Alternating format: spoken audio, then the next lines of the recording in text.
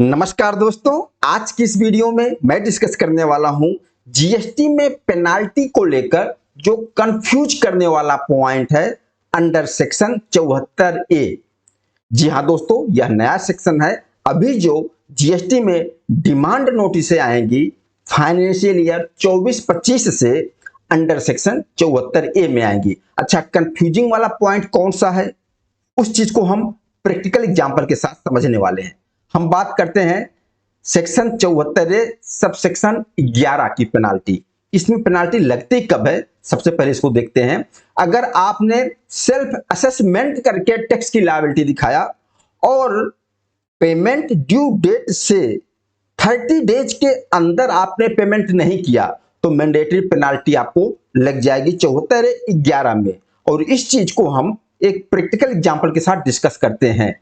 मान लीजिए tax period June month का है और इसका पेमेंट ड्यू डेट 20 जुलाई 2025 है और यहां से पेमेंट ड्यू डेट से 30 डेज के अंदर मतलब 19 अगस्त तक अगर हमने पेमेंट नहीं किया, और ध्यान देना पेमेंट नहीं किया और हमें सेक्शन 74 ए में सो कॉज नोटिस आ गया।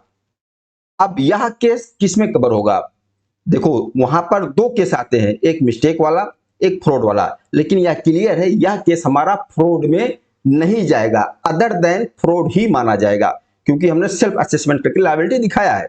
ओके, अब यहां पर पेनाल्टी कैसे लगेगी? अगर नोटिस आ गया है तो इसका सीधा सा पेनाल्टी, अब यहां मान लीजिए 17 सितंबर को हमें नोटिस आया सो कॉज नोटिस और हमने 20 सितंबर को टैक्स और इंटरेस्ट का पेमेंट कर दिया।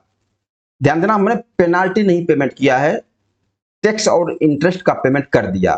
तो क्या हमारे ऊपर पेनाल्टी लगनी चाहिए? क्योंकि 74 ए में ही बताया गया है कि अगर आपका केस अदर देन फ्रॉड है तो सो कॉज नोटिस इश्यू होने के डेट के 60 दिन के अंदर आपने टैक्स और इंटरेस्ट का पेमेंट कर दिया तो कोई पेनाल्टी नहीं लगेगी। और यहां पर हमने वही किया, हमें सो कॉज नोटिस इशू हुआ 17 सितंबर को और हमने 20 सितंबर को ही टैक्स और इंटरेस्ट पेमेंट कर दिया, तो क्या पेनाल्टी लगेगी? जी हां, बिल्कुल मैंडेटरी है, पेनाल्टी लगेगी सेक्शन 74 सब सेक्शन 11 की, क्योंकि सेल्फ असेस टैक्स है। पेनाल्टी लगेगी कितना? पेनाल्टी 10% ऑफ टैक्स अमाउंट या 10,000, इसमें से जो ज्यादा होगा वो पेनाल्टी लग जाएगी अगर नोटिस आ गया है।